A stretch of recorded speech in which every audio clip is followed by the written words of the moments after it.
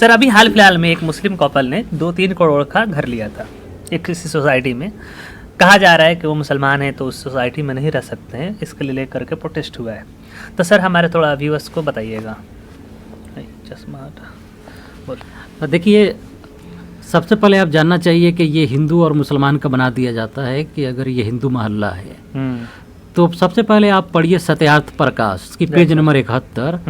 तो उसमें उन्होंने स्वामी दयानंद सरस्वती ने हिंदू होने की परिभाषा क्या दी है। वो कहते हैं कि हिंदू शब्द मुसलमानों ने दी है। अच्छा सर। अगर आचार्य हजारी प्रसाद द्विवेदी की किताब कबीर को पढ़िए तो उसमें ये बात मिलता है कि पहले हिंदू शब्द नहीं था, मुसलमानों ने दिया।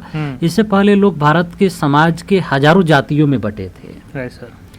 जब भारत में मुसलमान आए तो उनके पास इस्लाम की समानता, भाईचारा, बंधुत्व और एकता ये थी, क्योंकि वे एक अल्लाह को मानने वाले थे और छूत अछूत की उनके यहाँ परिभाषा बिल्कुल नहीं थी। सर।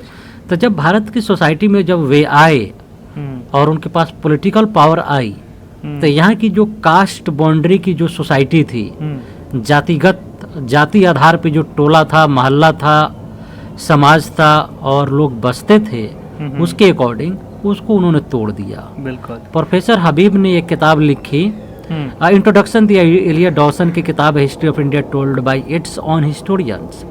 तो उसमें उन्होंने लिखा कि भारत में सबसे पहले मुसलमानों ने सिविल लिबर्टी, सिविल राइट और राइट टू चूज ऑक्यूपेशन का अधिकार दिया, यानी नागरिक स्वतंत्रता और नागरिक समानता और किसी भी पेशा को अख्तियार करने की जाति और वर्ण से उठकर अधिकार मुसलमानों ने दिया। बिल्कुल। अब देखिए, अगर कृष्णचंद्र श्रीवास्तव की किताब है प्राचीन भारत एवं संस्कृति, तो उसमें वो लिखते हैं कि प्राचीन भारत में, यानी जब भारत में मुसलमान नहीं थे, उस समय जातिगत आधार पर बसावट होती थी। बिल्कुल।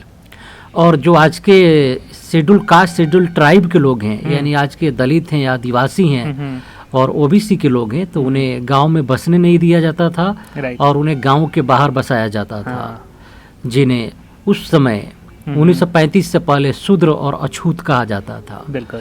तो इन बाउंड्रीज को मुसलमानों ने तोड़ दिया।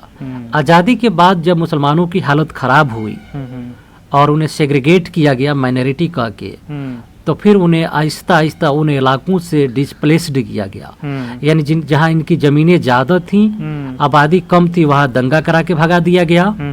उनके यहाँ इनसिक्योरिटी आई, ठीक है, कोई थानेदार गए और उन्हें लतिया जुतिया कर उन्हें भगा दिए और उनकी ज़मीनों को कब्जा कर लिया गया। दंगों की एक लंबे इतिहास है।